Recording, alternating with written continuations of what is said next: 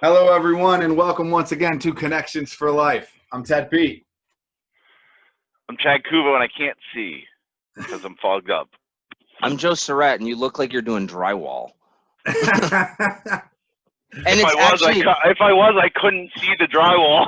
Oh, and actually, Chad, the whole hiding and trying to jump out and be you, like it kind of fails when your name is in the corner of the screen. As the sign. I'm just mad you can't hang up your green screen right. Hey, new house, I'm going to be able to hang the green screen. I'm going to set it up for it. It's going to be. Oh, I thought this was your green screen background with the piano and your 19 book backpacks. No, not my green screen background. This is just how I live. Thanks for. This is a green screen. I'm in a cardboard box. You guys like? How's the week been, guys? How's the week been? You like the cork boards that are no longer having photos on them? The empty piano. We know you're moving. We got it. So. How's the week been, guys? You good? Things been good? We're recording this intro a little out late because I was gone for a few days. Yeah, you were on Vegas, right? And I'm leaving for vacation as soon as we stop recording. Pretty much. I won't be back for weeks. I'm not coming. Yeah. All right. So who do we got this week, boys? So this week we're going to bring on Keith McGill, the senior sourcing specialist for supply chain at People's Gas. He's one of Chad's main contacts. I can't speak too much about him except he gave an awesome interview. Yeah, he gave a really good interview. He's one of Joe and my favorite guys amongst a lot of the other people at People's Gas in Pittsburgh. Just a great group to work with. Our first customer, too, which is episode, I think we're on 18 now, 17, 18. And we finally got a customer that trusted in us to talk to us. Well, I just want to, not only thank you, Keith, but also thank you to People's Gas and the leadership group there for allowing Keith to come on and having the comfortability to do that. We really do appreciate it. As Chad said, Keith is a really, really interesting guy. When I first met Keith, I was like, man, he's like way smarter than I am. Like that's what I thought, right? Yeah. And then I got to know him better, and I realized he really is way smarter than I am. So, so just a good guy. He's got 30 years or something. Even more than that, I think. It's crazy. In purchasing, he'll tell you. But we're just happy to have him on. And again, it was really exciting to get our first tried and true customer on and to get a perspective from him, from his world. So happy to have him. Lots of fun. All right. Well, without further ado, welcome to the show, Keith. Hello, Keith, and welcome to Connections for Life. Thank you for joining us. Hey, Ted. Thanks for having me, guys. Hey, Keith. It's good to see you, buddy. It's good to see you. So we went, I wanted to start out. You're essentially one of my customers, which is a first for our show, which I think is a lot of fun. And I love your background and everything. And I had the opportunity. Are you talking about like his history background or like the background? Yeah, it's just the Fox. I like the Fox and Hound too. But I'm excited to ask you these questions and go through this. That's all I wanted to start with before I actually did.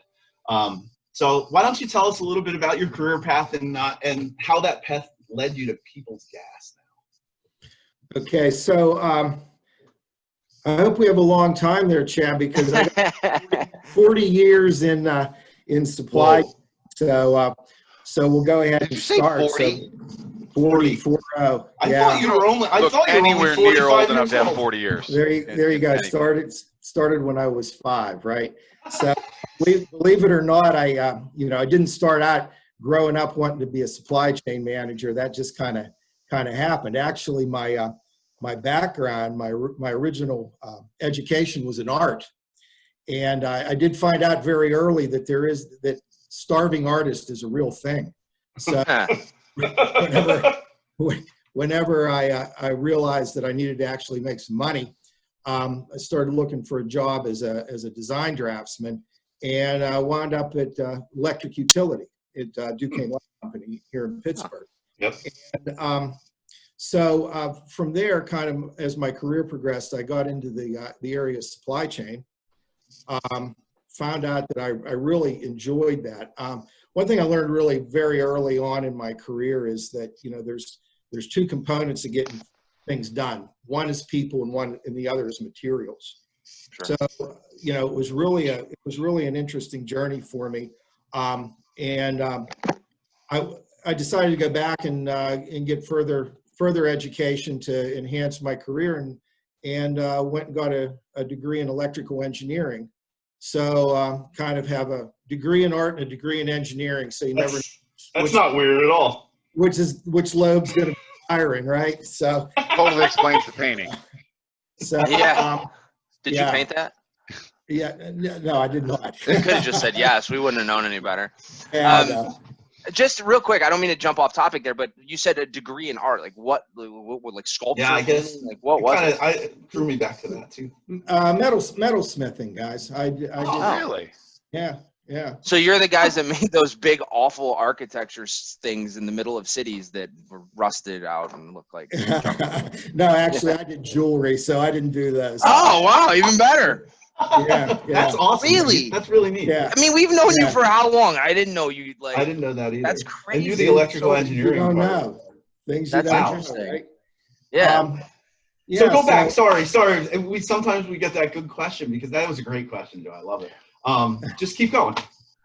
Yeah. So worked in the electric utility for many years. Worked in inventory management, warehouse operations, distribution, logistics, and then had an opportunity to go and work for Westinghouse on the nuclear power plants. So I got into the supply chain in nuclear, which is very different from the utility side of the business. Sure. Then I had an opportunity to go to Peoples and work in the supply chain department at Peoples. So that's kind of how I got where I'm at today. You know, as I said, I have a background in electrical engineering and have a background in art. But if you ask me really what I am, I'm a supply chain manager. That's what I've done my whole career, and that's what I like to do. That's awesome. That's funny how that kind of all works out, right? When you start off in the beginning, what you think you're going to be, and then what you actually end up being. Again, I'm going to deviate because I do this. Do you do any more of the do you do anything like at home of a hobby for the art? I mean, do you still tinker with it? I still do a little bit of stuff every now and then, but not nearly as much as I would like to. But you know, some. Yeah, that's cool. That's cool. It's neat to get a perspective into somebody's life that you've known for a while, and you don't even know that part about them. Awesome. I guess I'll go with the real next question. What is a normal day look like for you guys as a senior supply chain specialist? I think is your title at People's Gas. What does the duties entail, and what do people mostly what do they don't see behind the scenes that you're working on? Yeah, so People's is our supply chain group is a lean group, and it's a great group to work in. We really touch on everything from contract negotiations, materials management, inventory control, cycle counting, you name it. We do the whole gambit. So the one thing I will say that it's not boring. We do something every day. So that's awesome. You have Keith, I work with a lot of different natural gas utilities, but you really do. You guys have a special team at Peoples. I mean, everybody does their own thing, but man, you guys always work together really as a team, and you're kind of all on the same page. And that's a lot of credit to you, and also Andy as well. But it's really been awesome to kind of see what's happened since you've been there and things like that. That being said, you coming from the electric side of the utility industry and moving into the gas utility, I think one of the things that interests me most, because I don't really know anything about the electric side, are there fundamental differences in the supply chain of that? I mean, is it faster paced? Is it different, or is it kind of the same, where you're fundamentally doing the same things? Yeah. So, Chad, where the difference lies is in the electrical infrastructure, especially if you're in power plants. There's a lot more line items, a lot more components to manage, but where they're the same is fundamentally you're maintaining the system, either with MRO parts or with construction parts. It's conceptually the same type of supply chain model. It's just in the electric side there may be a lot more line items to deal with. That sounds Not that great. More line items for me. I can't. I have a tough time getting through like line 50 on my spreadsheet. But is the I don't know this, but is the electric side? And again, I'm just guessing here, so if I'm wrong, I apologize. But is the electric side more of like a because it's been around long? I don't know how I want to say this, but it's more of maybe more line items, but more set things. They're all kind of like more like set item, like more not as custom. Correct. Thank you, Chad. I really struggled with the that. products, I guess. I guess, Joe, your question is: are the products more custom in natural gas, or are they easily standard ordered in electrical? Right. That's what I meant. Like, there's a lot of like the same things that you purchase, whereas gas, like with couplings and clamps and things like that, there's a lot more differences. I was just wondering. I don't know the answer to that. I'm just curious. Keith, can I jump in here? So I got a background in electrical, so that's funny when you say it. So it's really cool to hear them say it like that. And then I saw your reaction, and I'm like, listen, we got couplings in natural gas. You got couplings in electrical. You got wire nuts for tracer wire in natural gas. You got wire nuts for THHN in the electrical side of things. And so I imagine they're probably, very similar and specific for both sides, but I want to hear your answer now. Well, no, that's exactly right, Ted. I mean, there's a lot of standard. You heard that, guys? He said I was right. We can edit this. Yeah, we got that. Now, to answer your question, I mean, there are a lot of standard components on both sides, but I think there's a lot of unique components as well, depending on what the operating system is, because not electric utility operates off of the same voltage and the same system. So there are unique parts, depending on what system that you're operating off of. Yeah. Being on the gas side now, like, what are the challenges that you face, in your position in that, in that fast-paced world? I guess it's fast-paced, but I think it's probably just the managing of the sheer amount of products and being able to make sure that you're and the projects that go along with them. Well, it is, and with the way we're able now to exchange information so quickly, I mean, you really have to stay ahead of it.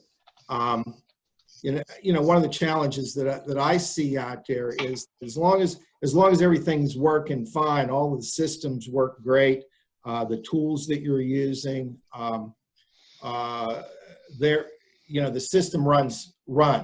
Whenever you have a problem, though, that's where it gets challenging, because people now need to step back and you need to kind of get away from what the system is telling. And you have to communicate, and you have to work and dig in to get the answer.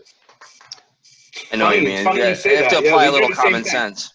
We have the same thing on our end in our production side of things, that our system tells us one thing, and sometimes you have to jump in there and go, whoa, that's not probably that doesn't make sense. Right. Yeah. So I definitely feel that side of it's pretty interesting.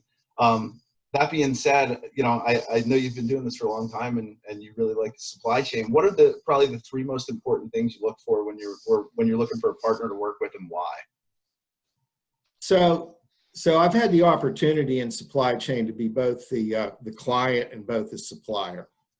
And if I look at that, I would say the three things that I would say are the most important are integrity, capability, and flexibility. Because obviously you want to deal with people that you can trust and know that have your back.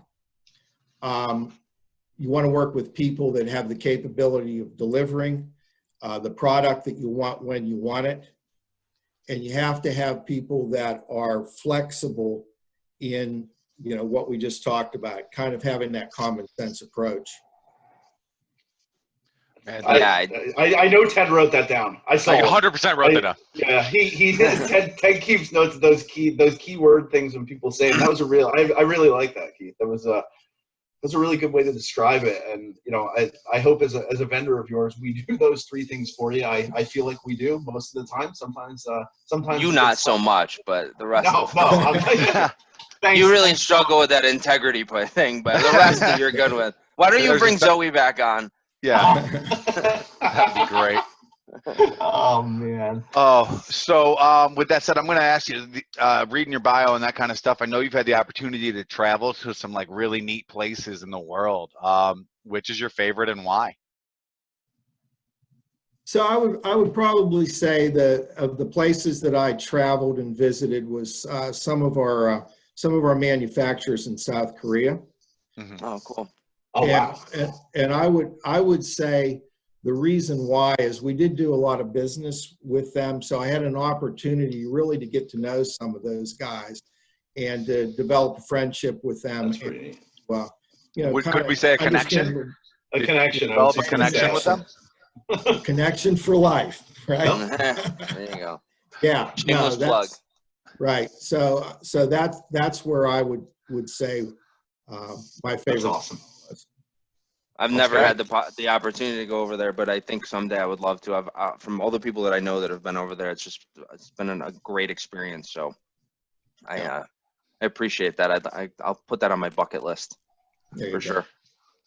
Well, that's great. We got anything else for them, guys? I think you were a wealth of knowledge for us, and I just want to say thanks for being the pioneer, right? I just want to say thank you. You're the first guy that jumped on and said. Yeah, and for bringing, I hear from other people that you bring it up in weekly calls once in a while, which scares me a little that people want to watch us, but that's okay. But we really do, Keith. I mean, it's a big deal to us that you support us and in this adventure and during these weird times. Man, I can't tell you how much it means to me, and I owe you a beer or lunch or something sometime soon. Just I really appreciate it. I just want to add one last thing real quick is for me, like I get to meet a lot of people through these guys, and you're one of those people, Chad or Ted or Adam or any of our other sales guys. I usually get to meet my people and form a relationship after they've already done that. And I just want to always say that you guys have always been just a great group of people to work with. It's always a lot of fun to go visit with you. And I also want to thank you for being the company or the first company or group of customers that said, yeah, we want to be a part of this. It just speaks to the level of the relationship level and the respect and integrity and all those things that you just mentioned that you guys feel about Chad.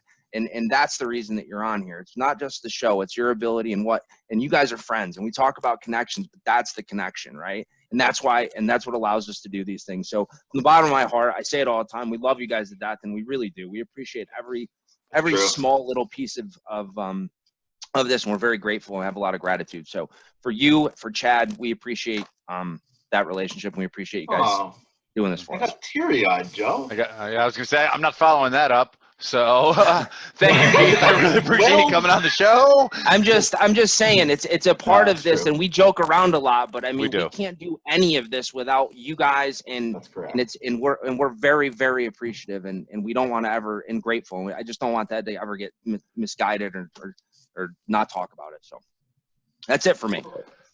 Well, thanks, guys. I appreciate the opportunity being on, and as I've said, these kind of things are important, especially during this time where we can't be meeting face to face and interacting that way. So what you're doing is a pretty neat thing.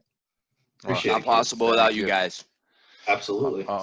Well, hey, thanks for coming on, and we will be touching base very, very soon. I'll see you soon. Chad, we'll see you soon. Maybe me not so much. I'm in New York. We're not allowed to go anywhere. We're not allowed to go anywhere. All right, later, Keith. Thanks, Keith, for joining us on the show here. We really appreciate you coming on. I'm going on vacation, so whatever. Yeah, you need to stop talking. I'll pick up. Ted's got vacation brain already. So just obviously, Keith, really great to have you on. As we said in the intro, like to have our first customer come on and have it be you and somebody that we so widely and respect and enjoy working with. To have you come on was just a great opportunity for us, and thank you for that. So I hope you enjoyed your time here, Chad. I don't know if you have anything you'd like to add. Yeah, I know. Just thank you. That's all. Like you said before, thank you to People's Gas and thanks to Keith. I liked hitting him with those questions of, what are your top 3 things that you're looking for in a supplier? Because that's what we all strive to be when we're out here doing what we do. And it's good to know that we have the relationship that we can get him to come on and talk to us about those things. I think that's really special and just important. And I can't say I appreciate it enough. That's just where I am. I know Joe. What'd you say, Ted? Well, that he was an art major. That was like awesome. Yeah, it was wild. Never knew it either. I never knew that. No. Now I'm gonna chase him around to try and get him to make me stuff. Well, I'm just hoping that this is maybe the catalyst to have more people that are our customers and people that we have, a personal relationship as well, come on and have them feel comfortable to do that. So if anybody, a customer that you're watching, if you guys would like to be a part of this, we'd love to have you. So please don't feel like, you can't reach out, and we'd like to continue this trend. So. Yeah, awesome. I agree. Yeah. What about an industry update? What do we got going on there, Joe, Chad? That's you. For most of us, I think we know that we've been kind of engaged at the Natural Gas Champions course at SGA. They've been running that for approximately the last 3 weeks. Next week is the last week. I believe it's the last week. And on August 5th, in True Connections for Life fashion, Chad and I, unfortunately, as Ted said, he's going to be on vacation. He's going to miss out. JK. But Chad and I are going to be doing a kind of a collaborative effort with the boys over at Jim Shower and James Cross from EWN, and hosting kind of a happy hour game show, kind of Let's Make a Deal parody that we've been working on, and it's been blessed by SGA. So we're really happy to be able to produce that and do that with those guys. Again, that's going to be August 5th at 5 Eastern, 4 Central. I'm missing that. But... We're going to send out, we'll send out some invites. We're allowed to have people outside of SGA. Sorry, Joe. It's okay. Did you want me to do it, or did you want to do it? I just wanted to jump in and talk for a second because I felt like okay. All right. Sorry, go ahead. I should go hide behind your green screen again. Hey, I'm going to interrupt Joe one more time. Yeah. Thanks. So as Chad said, we have a registration link that we're going to send out on LinkedIn. So just click on that if you want to be a part of it, and it'll ask you your information. You'll sign up and put it on your calendar. Thank you to James Cross for putting that together from EWN. James is really super great at that stuff, and we aren't, so we appreciate that. And we're just basically doing it to have fun. So if you don't get a chance to see the invite on LinkedIn, or you're watching this on some other format and you want to, please reach out to any one of us, and we'll send you the link so you can register. The more the merrier. We're giving away a bunch of prizes from a bunch of our different principals. We have I mean, I can name a few: Charter and obviously UPSCO and EWN, and we have Chad Setco, MBW footage, MBW footage tools. A lot of the faces that you've seen on our show are people that have helped sponsor this event. So we're really happy and excited to do that. So what a great segue! What a great segue. One of the other people who donated prizes is our next guest on the show, John Ryan, the president of Innovative. That's correct.